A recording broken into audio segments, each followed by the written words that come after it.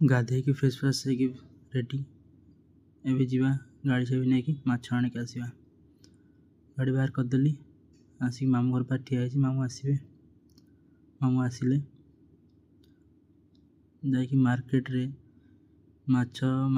Park କରିଦେଇ ଗାଡ଼ି ଦେଖିଲୁ ମାଛ କ'ଣ ସବୁ ଅଛି। ଦେଖିଲୁ ସବୁ ଭେରାଇଟି ମାଛ ଥିଲା। ଏଠି ମାମୁଁ କହୁଛନ୍ତି କି ତୋତେ କେଉଁଟା ଭଲ ଲାଗୁଛି କହ, ସେଇଟା ନେବା। ମୁଁ କହିଲି ନେହ, ତମେ କ'ଣ ନେଉଛ, ଏଥିରେ କ'ଣ ଅଛି। ଆମେ 2-3 ଜାଗା ମାଛ ଦେଖିଲୁ। ମାମୁଁ ବୁଲିକି ଦେଖିଲେ ତାଙ୍କୁ ଯେଉଁଟା ଭଲ ଲାଗେ ସେ ସେଇଟା ହିଁ ଆଣିବେ। ଏଇଠି ତାଙ୍କୁ ଭଲ ଲାଗିଛି ପୋହଳା ମାଛ। ନିଜେ ବାଛୁଛନ୍ତି। ନିଜେ ବାଛିକି ତାପରେ ମୁଁ ନେଇକି ପଳେଇ ଆଇଲି। ଧନକୁ ନେଇକି ମାଛ ଦେବା। ଧନ ମାଛ ନିଅ।